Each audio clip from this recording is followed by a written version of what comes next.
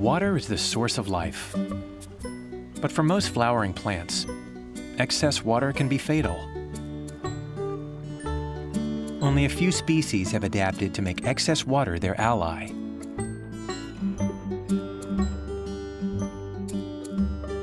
Water lily, yellow iris, ranunculus, ragged robin, bladderwort, sea lavender, reed.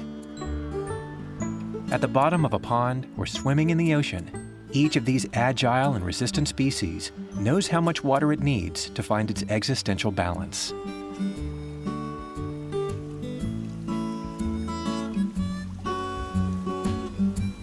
In these fragile yet demanding environments, others do not survive, but they do.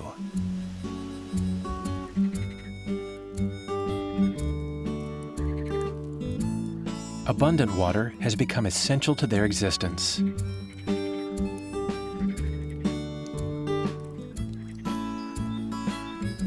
As diverse as their watery habitats, aquatic flowers have learned over time to cultivate their uniqueness.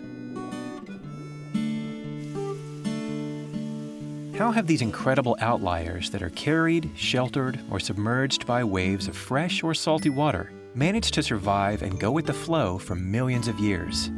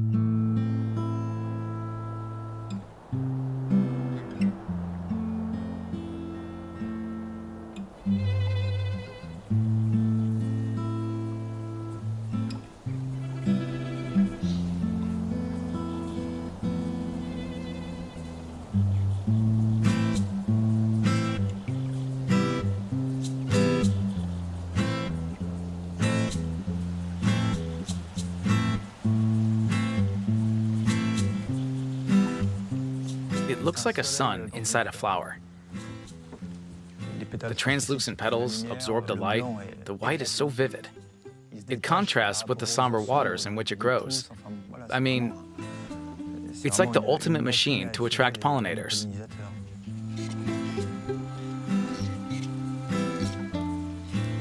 Its calyx supports the immaculate 40-petal crown. The sun yellow of its dense heart closely shelters a cluster of stamens loaded with pollen. Nymphea alba, or white water lily, is the perfect flower. Every spring, it reappears. Flexibly but firmly resting on the water, it floats over the end of its stem, dotting the calm surface of lakes or ponds in bright splashes of color.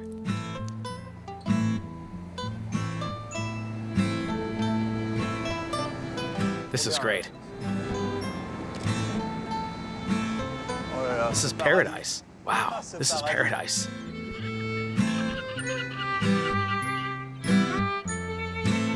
A lowland natural lake that appeared thousands of years ago, Lac du Grand Lieu is an exceptional site. Protected and preserved, only a rare few have access to it. Its 6,000 hectares are filled with treasures, such as the 650-hectare floating garden of water lilies. It has likely been several millennia since the fringed water lilies, yellow water lilies, and the fascinating Nymphea alba all made it their home, spontaneously springing up on the fresh water's calm surface.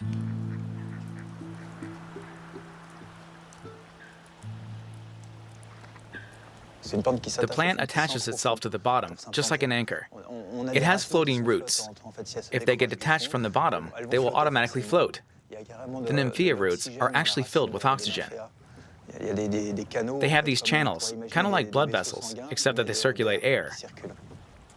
This looks like the tentacle of a giant squid. It's awesome. awesome. It's like a Giger movie.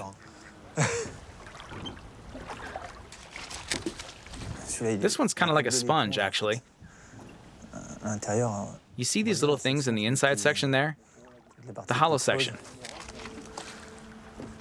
And it floats, just like a sponge. The plant is designed to send its leaves to the surface of the water and not keep them submerged below water. Its stalks are flexible, which means if the water level rises or falls, the leaf will remain on the surface, at least for a long time. The flower has its own stem, coming from the rhizome at the very bottom. Everything comes from the base. The stem branches out beneath the water. It doesn't have a stem like a normal flower with offshoots all along them. No, it all comes from the base.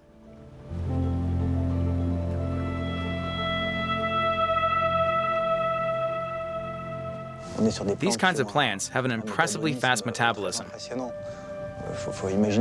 One nymphea base will produce several square meters of leaves over the course of the season, meters of rootstocks, which is exhausting for the plant.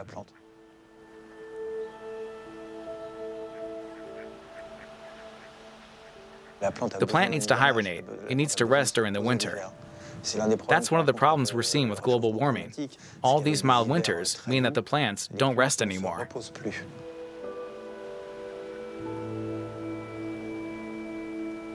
Capable of floating or stocking air in its rhizome, the nymphea is one of the rare inventive flowers that successfully manages to devise a few foolproof techniques to survive its immersion. It needs light and calm waters with nutrient-rich bottoms. This is the perfect setting for it, as it takes full advantage of the ideal conditions to flourish outrageously. These waters are decorated with endless patches of flowers and leaves that are ready to welcome birds, fish, and insects.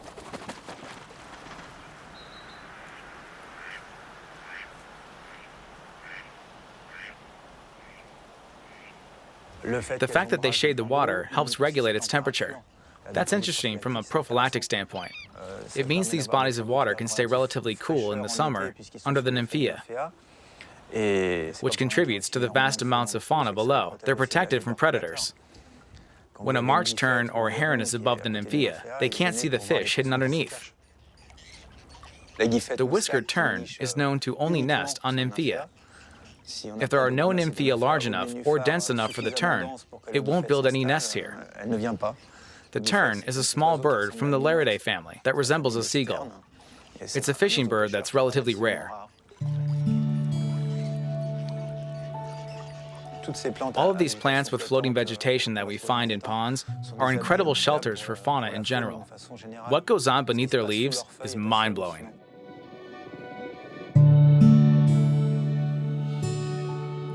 On the surface, the flower serves as a shelter and a food safe as well.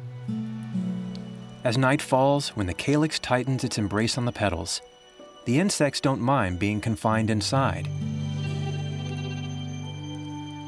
That's because the nymphea flower does something special. It opens every morning and closes every night. It does this to protect itself and save its pollen for the gatherers that will use it wisely. The nymphea is appreciated by fauna and mankind alike. Whether melancholic for Verlaine or a muse to Monet, the flower is a symbol of purity that inspires and fascinates. Was it named after the nymphs, or was it the other way around? Some men appreciate more than just looking at it, because it's also an aphrodisiac. It calms male fervor, so to speak. Apparently, the active ingredient is in the roots, which are edible. Now, is that a true virtue of the plant, or is it just the doctrine of signatures? The doctrine of signatures is a type of science, if you want to call it that, which claims that a plant resembling a part of the body can be used to treat ailments of those body parts. So the nymphea, which grows in quiet, sleepy places, which are by default the types of places where we feel relaxed, obviously evoked that idea. Turns out, it really is an aphrodisiac.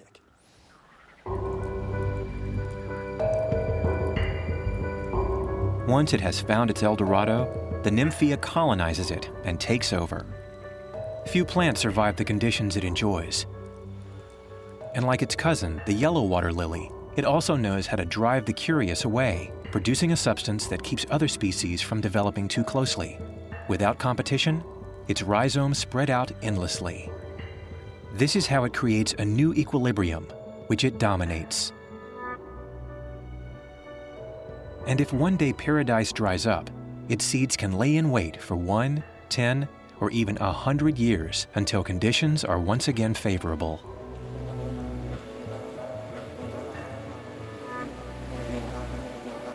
This strategy allows it to conquer the planet. The seeds travel, meaning the family only continues to grow. Nymphaeas have evolved and stood the test of time. They've existed for 115 million years, and their many traces tell their story. I like to think of a fossil as a living thing. It's not just a piece of rock. When you're on the boundaries of the origins of something, sometimes you just have to close your eyes and let your imagination take over. Darwin struggled to define the origin and the adaptive radiation of flowering plants, meaning their mysterious emergence, followed by an incredible expansion across all continents. Paleobotanists have since found some answers. The oldest traces they retrieved are pollens over 140 million years old. Then came the fossils of the first flowering plants. Those were aquatic, like Archaea fructus and Montsechia vidali, which flowered underwater. These species are now extinct, but their fossils still tell their story. This plant is Montsechia vidali. The oldest deposits are from the Montsec range, dating from around 130 million years ago. What paleobotanists discovered was a certain number of fossils like this one, and as was the case for Montsechia, these fossils were connected to aquatic environments. But the fossil database that we have available also indicated that pollen from flowering plants existed before that, which leads us to believe that during their evolutive radiation, they started adapting to aquatic environments very rapidly in just a few million years. This aquatic adaptation is probably something that took place several times in the history of these plants. The radiation of flowering plants is a phenomenon that probably began around the equator, and after that, progressively, these flowering plants must have taken over other plants. There's a certain dynamic that comes with conquering new spaces, to spreading across various latitudes and all over the world.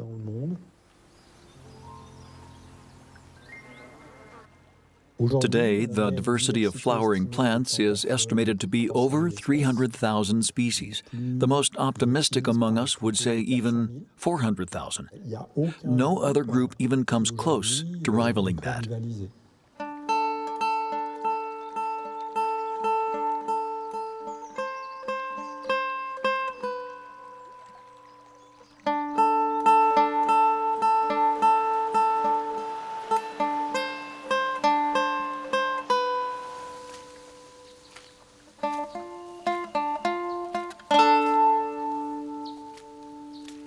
What's really great about peatlands is they're in between land and water. That's fascinating. It's not water, but it's not solid ground either.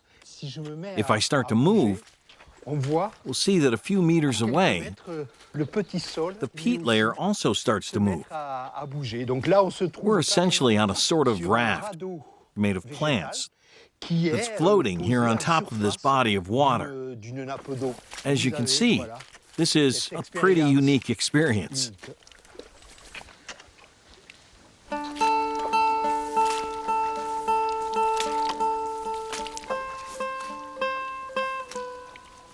Made of excess standing water and accumulated mosses, peatlands are humid environments that don't seem very welcoming at first glance, neither for man nor for flowers. Acting like sponges, these endangered habitats are actually essential.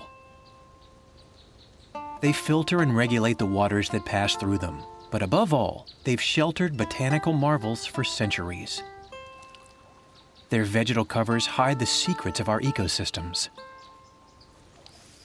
And on the surface, one can find some of the 800 known European aquatic plant species that call it home. Like, for example, the bog asphodel, which weakens the bones of animals that eat it. The cross-leaved sheath, or even cotton grass, with its amazing fluffy pom-poms that one can't help but want to smooth over. This plant decided to stretch its roots in search of food a bit further. That's how these incredible flowers were able to adapt to this suffocating, nutrient-poor environment. Each strategy is unique, but they all share the same goal: survive in this extreme biotope.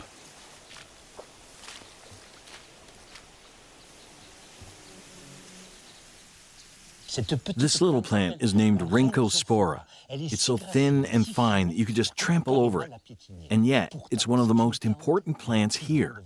It appears in the very early stages of these areas, when they're barely becoming wetlands or peatlands. Believe it or not, it's actually a carnivorous plant.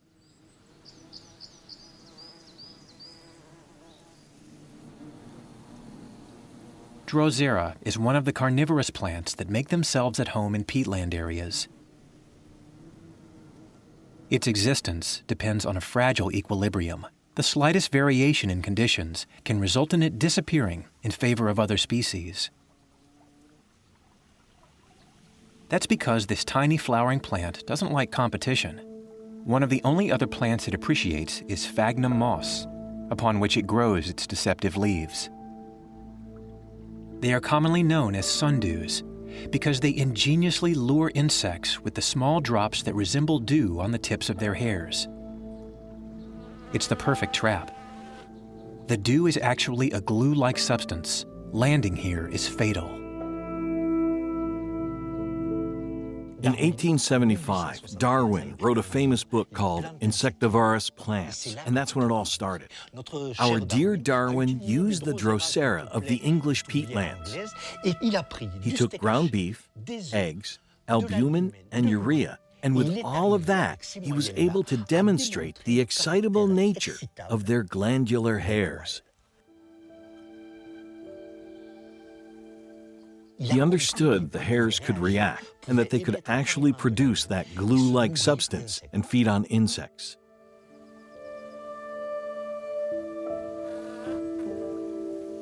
If you ask me, because it is a legitimate question, what happened to the carnivorous plants that ate the eggs? Well, I would answer they all died of indigestion.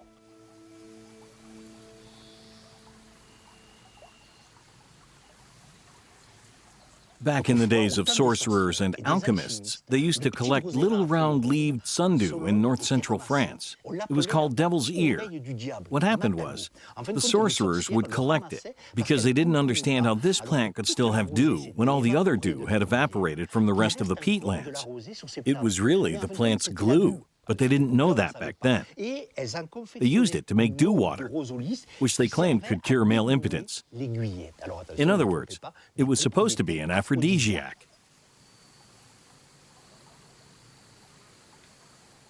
The small Drosera flowers are perched high on the stem so as to not discourage pollinating insects. But it's better to be safe than sorry. So the Drosera is also autonomous and can self-pollinate.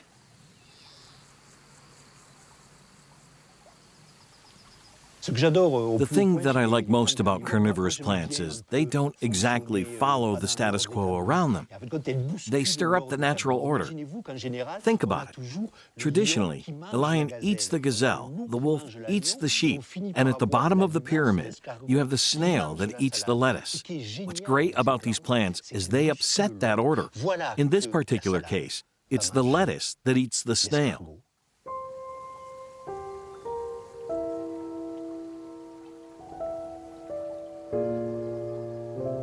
The fact that carnivorous plants shake up convention fascinates me.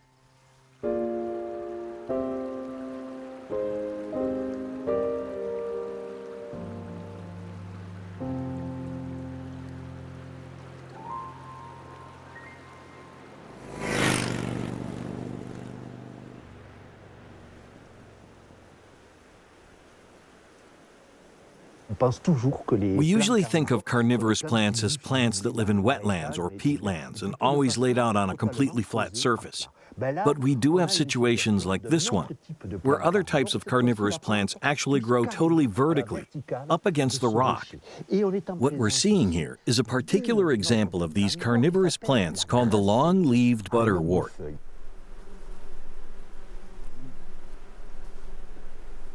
Like the Drosera, the leaves of the long-leaved butterwort, or pinguicula, are covered in small, sticky hairs. Even the flower's stem is a trap. Using smells, colors, and tricks of all kinds, this plant pulls out all the stops to attract insects.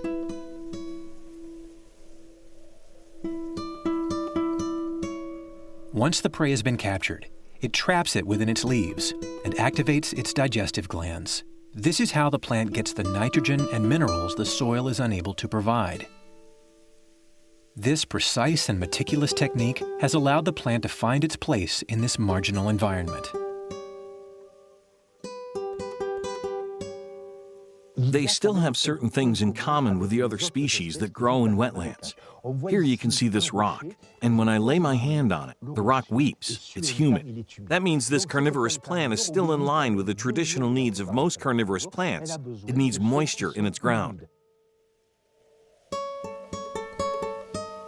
Carnivorous plants that live in these regions have a few needs in common: open space, lots of light, an abundance of water, and soils that are poor in nutrients. The bladderwort also needs to have its feet in the water. The flower, yellow and delicate, blooms above the surface. But its trap is underwater. These bladderworts are floating carnivorous plants that don't have roots. They haunt swamps, ponds, backwaters, and even peatlands. They're full of these tiny traps that hang on the edge of their stems, which are small bags that work like suction pockets. How do they work? You have a transparent pocket that makes a sound. I'll try and do it for you. I'll cover my mouth, then make the sound. It attracts minuscule aquatic insects and mosquito larvae. This plant has no roots, and its flowers are very beautiful. Small yellow flowers that peek out of the water. They're truly marvelous, and unfortunately on the decline in France, simply because water quality is of utmost importance to this plant. As soon as there's pollution from motorboats, oil, or anything like that, the plant disappears. But it doesn't always disappear completely. Like the butterwort and the Drosera, this bladderwort knows how to go into a dormant state. It can hide at the bottom of the water, while other plants take shelter in a hibernaculum. Neither the cold, a drought, nor any other disturbance to their equilibrium can keep these protected species from surviving and reappearing.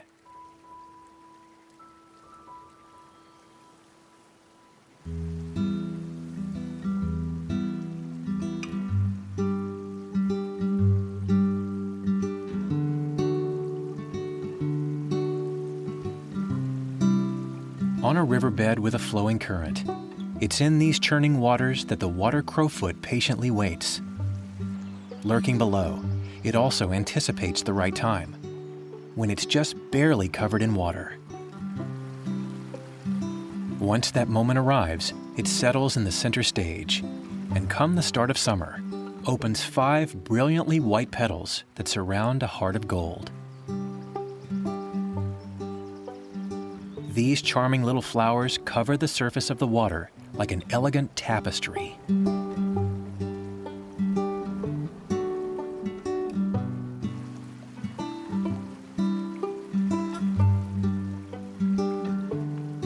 They need running water with a little bit of a current and, at the very least, water of decent quality. The presence of the plant doesn't mean the water quality is good, but it certainly can't survive when it's bad.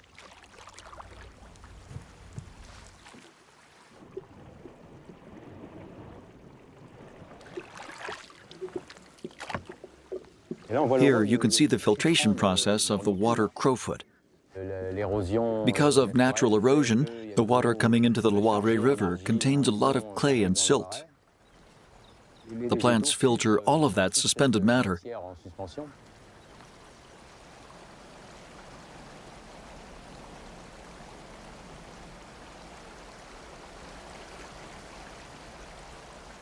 Our ancestors were unfamiliar with this plant.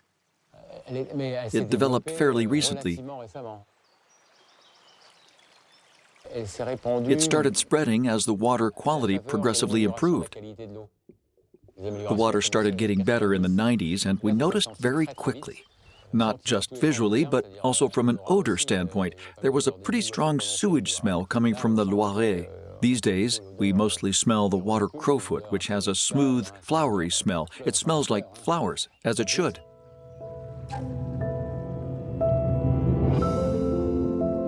The smell is light. It's rare for aquatic flowers to have a remarkable or heady smell at all. In most cases, it would serve no purpose, since being submerged would camouflage any scent. However, it is common for these pretty swimmers to develop wildly once they've made themselves comfortable.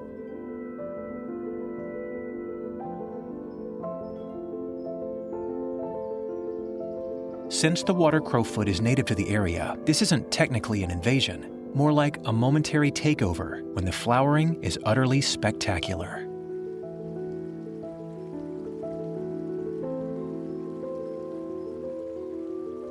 They reproduce a lot through natural cutting, meaning that fragments that get ripped off in the flood will come to rest somewhere else and will bloom and take root. There's also flowering, but I have to say this aspect is very marginal. In summer, you can find little pieces of water crowfoot taking root, and then, the following year, they become a grass bed, if they don't get ripped up.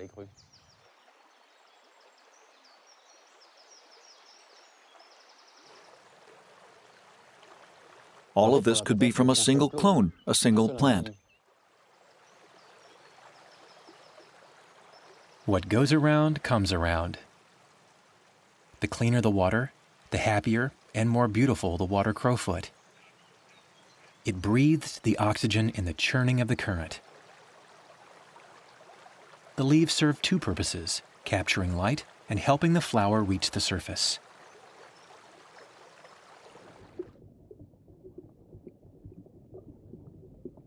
The long, unbound stem, anchored to the bed by short roots, sways as the river rises, falls, and flows.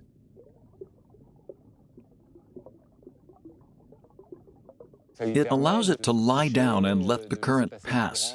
Not being an obstacle to the current means not getting ripped up. And yet there's still some resistance. If you pull it, if you grab a fistful of it, it doesn't come out. It's supple and very flexible. It's a plant that can resist moderate to pretty strong currents.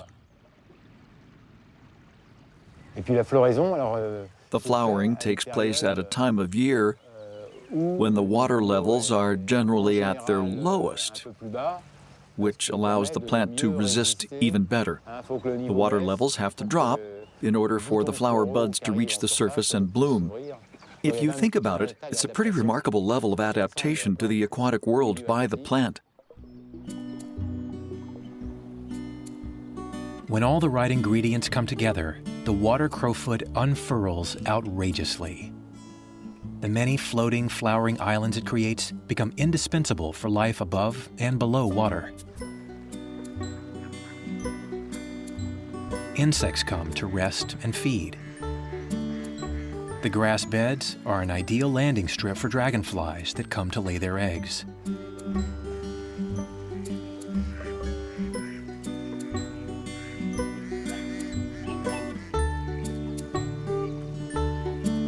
They offer the perfect camouflage for fledglings and are home to a few birds, like coots that nest among the flowers.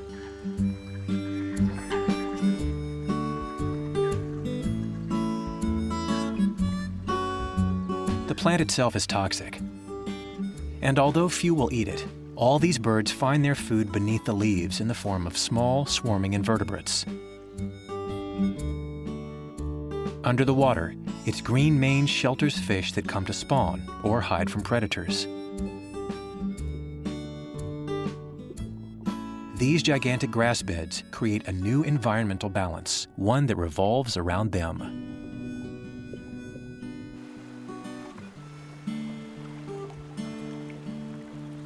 Like in every natural phenomenon, there's a balance that's always fluctuating based on the seasons and whether it's day or night. It's extremely fragile and variable. That's because rainwater and surface water influence it. The seasons influence it, just like occasional excess heat or extreme cold. Everything has its own impact. Balance may not be the right word. Perhaps a natural dynamic would be more appropriate than balance. Add to that man's actions, his presence, his disruption, and various pollutants. You get the idea. Everybody knows about that.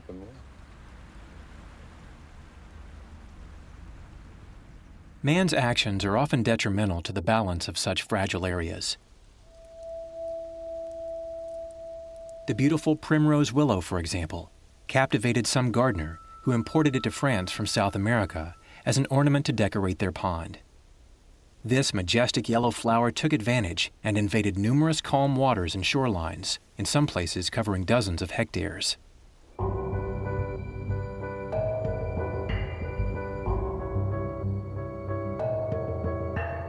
The primrose willow is an invasive species that proliferates rapidly. Today it's forbidden in French gardens because, unlike the water crowfoot that leaves space for other species, the primrose willow suffocates all biodiversity.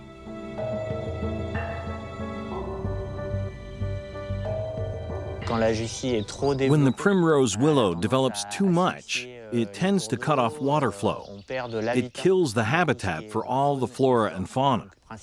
We're talking interspecies competition with other flowers in the area. Areas are preserved by uprooting the primrose willow. It's a very competitive species, and it tends to develop aquatically first. Without human intervention, it would grow until it would cover the entire body of water. We pull out the vines before it flowers. We only uproot the primrose willow that's in the water. As soon as it gets to land, we don't touch it. We don't pull it up. It breaks too easily. Plus, if we don't get the roots, there's no point, because it will just grow back. And when it breaks, it creates cuttings that can float on the water. It's impossible to catch them all, which contributes to the primrose willow propagating even more. When we pull it just right and make sure we get the roots, it slows down considerably, and the following year, it spreads a little less.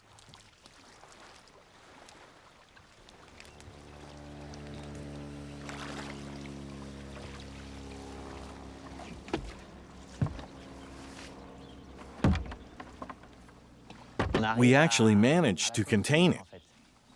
We're not trying to eradicate the primrose willow. It grows so fast that we could never get it to completely disappear from here.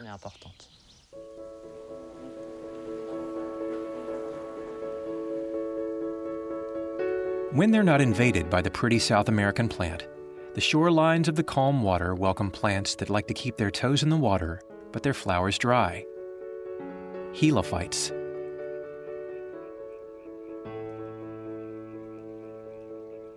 Capable of reproducing vegetatively and in abundance, some of them, nevertheless, tip the odds in their favor by dotting the shores with charming bursts of color designed to attract pollinators. Take the luminous yellow iris, for example. Ever the seductress, solidly planted in the water, it attracts all sorts of insects. Its golden-colored petals and its tall, slender leaves are legendary. One story tells of the flower appearing to save Clovis from the Visigoths. It is following that historic battle that this flower would be named the symbol of the kingdom of the Franks. For its part, the bog bean showcases its flowers in bicolored clusters starting in the early spring. Its power of attraction is strong.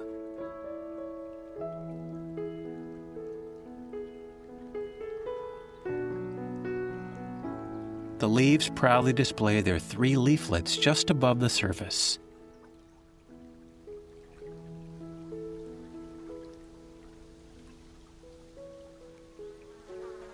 As for the flowering rush, its delicate umbels stretch up to a meter above the water. It relies on its colors and light perfume to attract insects.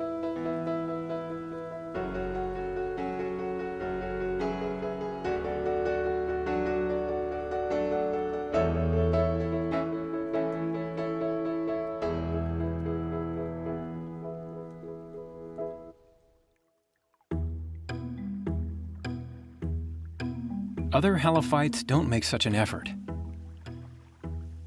Reeds and rushes, for example, flower more discreetly, which doesn't prevent them from generously populating the shoreline. Planted firmly in the mud, reeds are among the first species to colonize riverbanks. If they are completely submerged, they cannot reproduce. But if they just dip their feet, the water becomes an ally. Grouped together, they form reed beds, genuine pillars of many humid environments.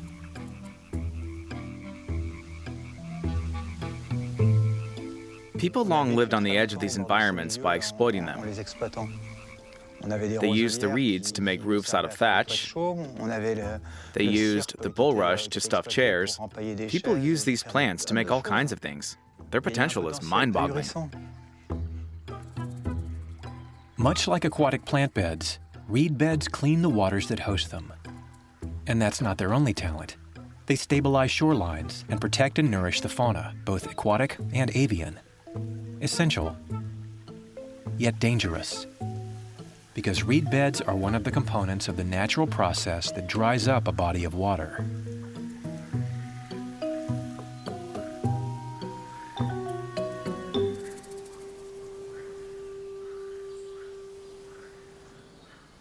A pond is inevitably doomed to withdrawal into itself. There's something we call aggradation, when plants from the shore and plants growing at the bottom create more and more biomass, which is then used by other plants to take root. When you have reed beds that progressively take over the surface of the water, then inevitably you'll get trees that will grow on the periphery, such as willows, poplars, alders, etc., which all contribute to drying up the pond bit by bit. It doesn't take long for plants to take over.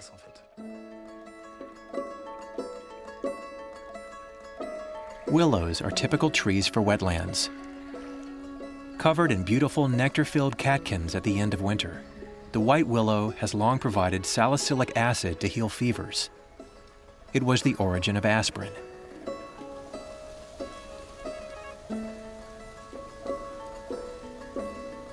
Willows are among the first species to appear on the edge of a pond, lake, or river. They don't like to have their heads underwater, but they drink a lot of it.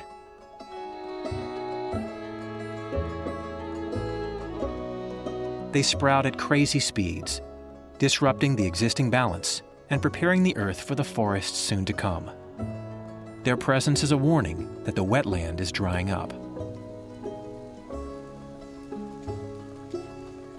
Nature could make this wetland disappear, but in theory, it would reappear somewhere else. The problem is that somewhere else has usually already been taken over by man. So once we turn this area into a field, the wetland we take away will no longer rebuild itself elsewhere because it has nowhere to go.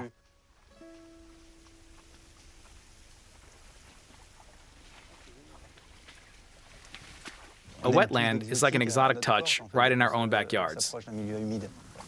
We suddenly feel like we're in the jungle on the other side of the world.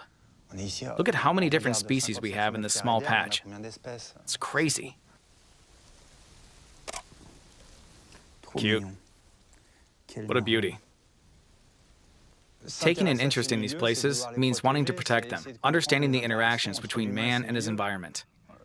We wouldn't have ponds if there were no humans to take care of them. All the ponds we have, some of which are hundreds of years old, have been maintained by humans. Anything resembling a pond has to be maintained by humans to remain a pond. Maybe it was a watering hole for horses or a pumping station. Yet it has wild species you'll never find elsewhere. If humans stopped interfering, these environments and all their species would disappear. All of these flowers find ways to exist in spite of the overabundance of water. Unfortunately, their intelligence and fierce determination aren't always enough. Certain species are becoming rare because of phenomena they're unable to cope with. The greatest threat they face is the definitive elimination of their environment. Peatlands, lakes, water channels, ponds, riverbanks, marshlands, all of these areas are at risk of extinction. They succumb to nature running its course, or to human threat, as we often prefer to dry out wet zones instead of utilizing them. Add to that pollution and global warming, all factors that disturb their evolution. Yet these areas, bursting with fresh or salt water, contain exceptional botanical and ecological riches that must be protected. There's a special biodiversity here. These areas are marginal. We're talking about zones that are not the most common, and only the few species capable of adapting to their ever-changing environment will survive, regardless of whether these changes are temporary or long-lasting. These buffer zones are absolutely indispensable. With all the flooding happening today, we're starting to realize that. Global warming is forcing us to realize that. Floods are happening at a lot more frequently because we've been tampering with the soils. Understanding how those areas act as buffer zones that help limit these excesses is something I find very interesting.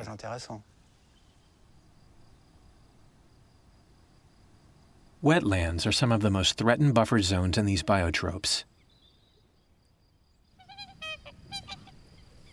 Bordering rivers, streams, or lakes, they're a transition between soil and water. Flooded during part of the year and partially or completely dry in the summer, they force the local aquatic flora to adapt radically and efficiently to the hydrate changes. Their aquatic kingdom is the ideal habitat for a number of delightful plants. When I'm here, I feel like I'm a giant. And I'm not that tall, so I love it. It's great. A giant in the middle of a Lilliputian mini forest. Lilliputian plants. I'm truly bewildered by the diversity of the species, and also by the seasons. In winter, everything seems totally deserted. The water covers these areas.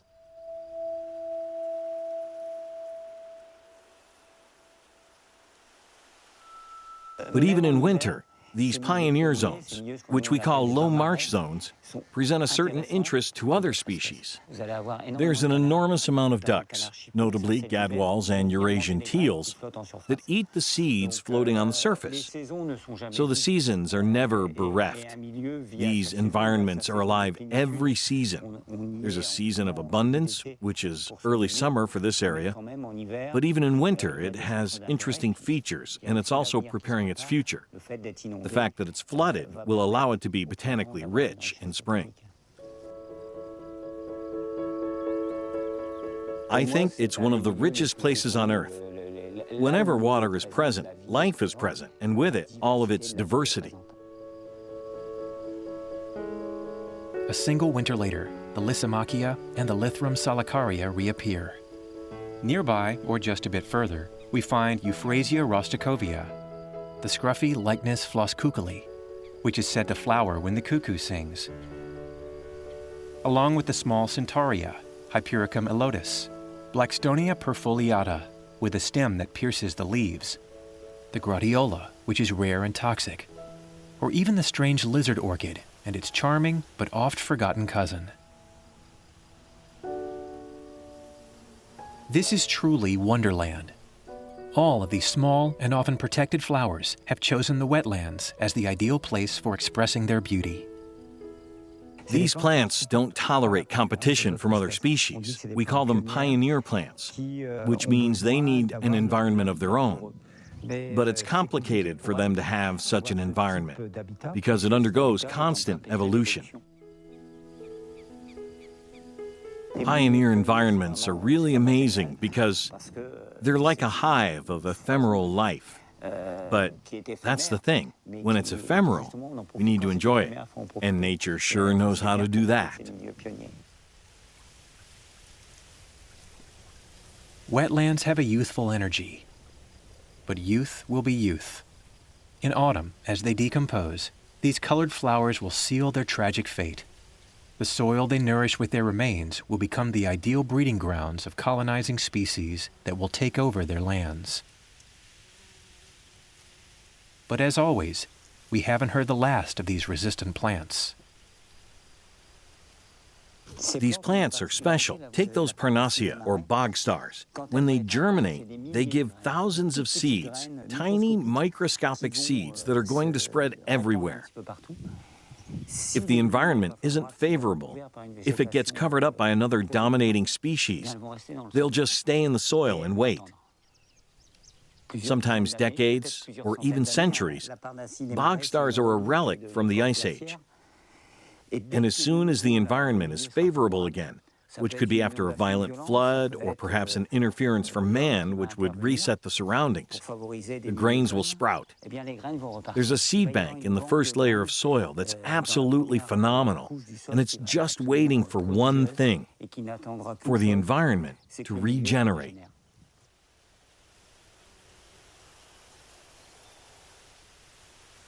Plants have a time scale of their own.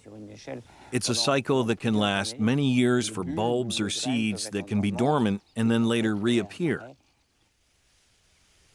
They usually need a shock, a natural shock like a storm, a tsunami, or something that would otherwise be disastrous to mankind, notably materially.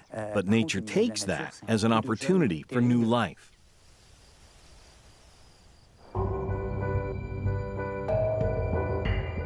That type of shock is also what aquatic flowers near the ocean go through. Capable of absorbing salt and regular immersion, these mavericks are the rebels of the vegetal world.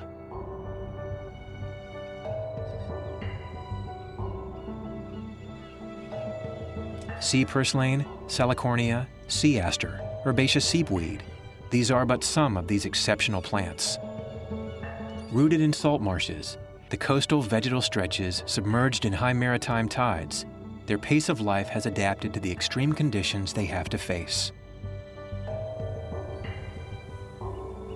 They don't like to waste time or be in harm's way for too long. Therefore, they wait patiently until summer when they can flower, before disappearing in autumn with the great equinox tides. In salt marshes, you find very few species. There's about a dozen different species, at most, because they have such great specialization in order to resist the elements that the number of species is limited, but their density is extremely high. On the other hand, this specialization means that if the ocean stopped coming, or if the area became permanently submersed, these species wouldn't survive. The star among these extraordinary flowers is limonium, also known as sea lavender or statice.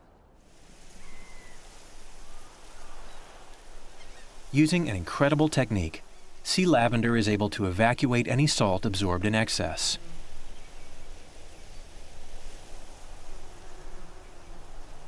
These large stretches of mauve appear in early summer, but never twice in the same place. That's because the seeds travel just a little in search of free terrain. None of these highly specialized flowers appreciate company, and in the salt marshes, like in the wetlands, they owe their survival to pasture lands. You can't have sea lavender without sheep because the prairie would be overrun with couchgrass. The flowers can't coexist with couchgrass. They keep the couchgrass from spreading. They eat it when it's young, but when it gets taller, it becomes too tough to eat. It's like having to choose between chocolate and stale bread.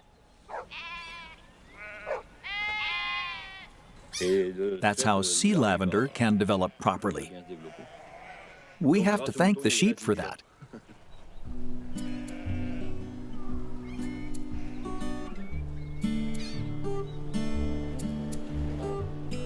This sea lavender, or maritime statice, is extremely resistant to ocean flooding. You have to realize that multiple times a month, these plants growing in the salt marshes find themselves completely submerged under several meters of water. And after that, they suddenly find themselves exposed to full sunlight for several days. So they've developed an impressive resistance. A balance, once again, both delicate and vital. Protected in certain areas, sea lavender is quite popular. Historically, sailors would attach a bunch of it to the bow of their boats for good luck. Perhaps a way of sharing the secret of these brazen beauties that are capable of resisting the power of the ocean. Because, although one would never guess it, this all-too-familiar flower is actually an extreme adventurer. Even in the extreme, there's always balance. There's always harmony. Things can never be permanently extreme. It's amazing to see the comprehensive ability of the living world to adapt. The water is at the flower's length. Ready to defy the spindrift, the spectacular yellow horn poppy enjoys a permanent ocean view. Maybe one day it will take a dive.